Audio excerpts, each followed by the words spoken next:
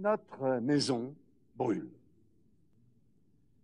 Et nous regardons ailleurs. J'ai changé très profondément. Le mouvement de la jeunesse pendant plusieurs semaines, plusieurs mois, et qui continue. When your house is on fire, you don't wait a few more years. Très concrètement, la maison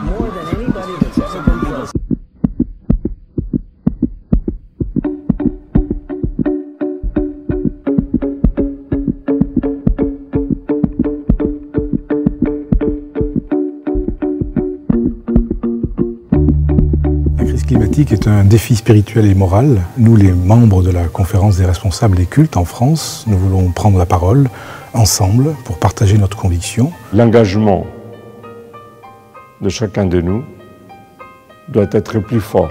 Nous savons que tout ce qui aide nos responsables politiques à prendre des décisions courageuses à des moments, c'est de sentir une opinion publique qui est derrière. Plus on est mobilisé, plus on est solidaire, et plus on fera prendre conscience à l'ensemble des habitants de notre planète des enjeux pour le futur. Réfléchissons maintenant, changeons maintenant. N'attendons pas que les choses en soient à un stade irréversible. Croyants de toute confession et de toute origine, mobilisons-nous pour la protection de la planète. Creyentes y no creyentes, estamos de acuerdo en que la tierra es una herencia común cuyos frutos deben beneficiar a todos. Sin embargo, ¿qué pasa en el mundo donde vivimos?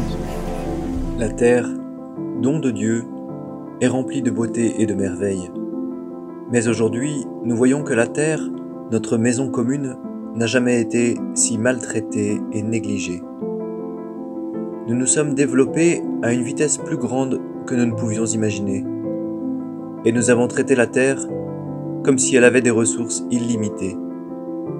Nous avons détruit les forêts naturelles de la terre et pollué ses eaux, son sol et son air. Nous utilisons de plus en plus de combustibles fossiles polluants, aggravant ainsi les changements climatiques. Les changements climatiques nous affectent tous, mais ce sont les communautés les plus pauvres qui souffrent le plus.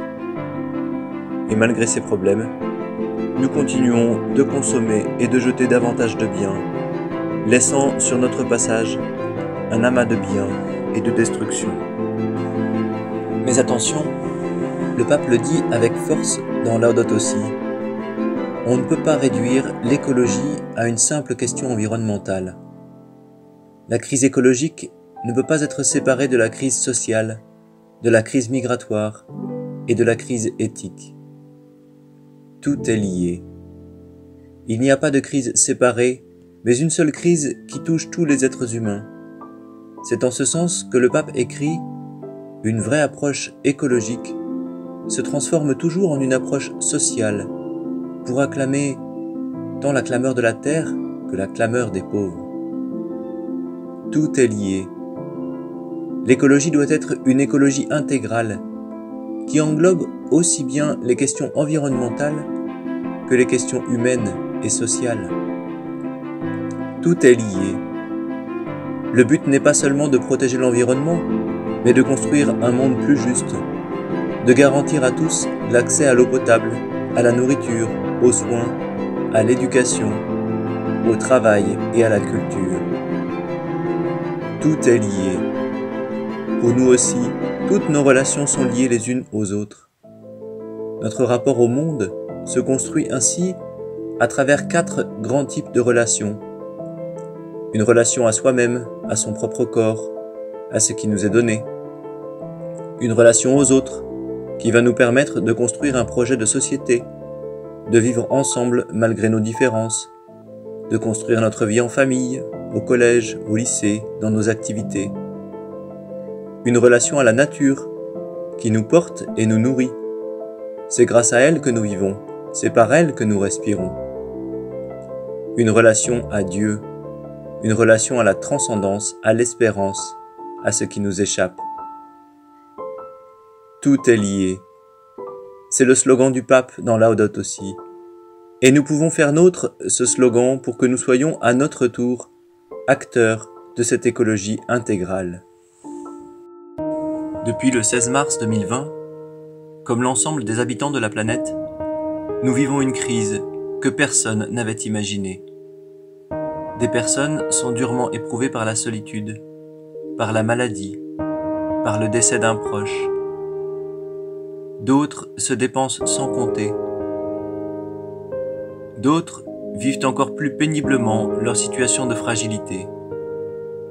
Cette pandémie nous montre de manière très concrète que tout est lié.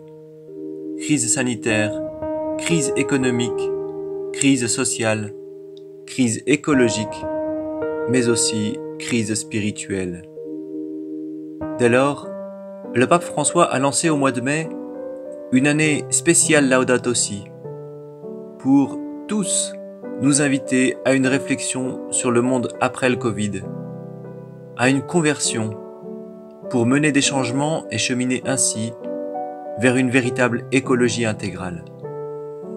Alors, soit on déprime face à l'état de la Terre, soit on dit que l'écologie intégrale, c'est vraiment trop compliqué comme concept, soit on se dit que c'est une chance pour réfléchir à ce que nous voulons au plus profond de nous. C'est pourquoi cette année, aux Arcades, on vous propose un calendrier de l'Avent un peu particulier. Premièrement, ni chocolat, ni Kinder. Deuxièmement, ni fenêtre à ouvrir, ni paquet à déballer. Et troisièmement, 4 cases au lieu des 24 cases habituelles. Mais pourquoi seulement 4 cases? Comme les 4 axes de l'écologie intégrale. La nature, moi, les autres et Dieu. Mais si, on en a parlé dans la vidéo juste avant, suis un peu. Alors, chaque semaine, on te proposera des défis pour cheminer ensemble vers l'écologie intégrale. Ces défis seront affichés sur les panneaux d'affichage devant la cantine, tu les recevras également par mail, et on les relaiera chaque jour sur Instagram. Première semaine, des défis par rapport à la nature. Deuxième semaine, des défis par rapport à moi-même. Troisième semaine, des défis par rapport aux autres. Et quatrième semaine, des défis par rapport à Dieu. Ou plus largement, une réflexion sur le sens de Noël. Nous vivons bien souvent à 100 à l'heure, nous sommes sursollicités, nous faisons trop de choses. Alors, arrêtons-nous un instant, c'est le temps de l'Avent. L'Avent, c'est un moment de joyeuse espérance où nous, les chrétiens, eh bien, nous attendons la venue de notre Sauveur, Dieu, qui se fait un petit enfant, un homme comme nous, en naissant dans la crèche à Bethléem le jour de Noël. Alors arrêtons-nous donc et prenons le temps de nous émerveiller tout d'abord de cette création, la nature, la terre, ces beaux cadeaux merveilleux que Dieu nous a faits. Prenons le temps d'être attentifs aux autres, qui sont aussi des créatures merveilleuses de Dieu. Et enfin, prenons le temps de préparer notre cœur à Noël, à la venue du Sauveur, à ce qui est important pour nous, les relations familiales et amicales. Bon temps de l'Avent à tous et belle préparation à Noël. À bientôt.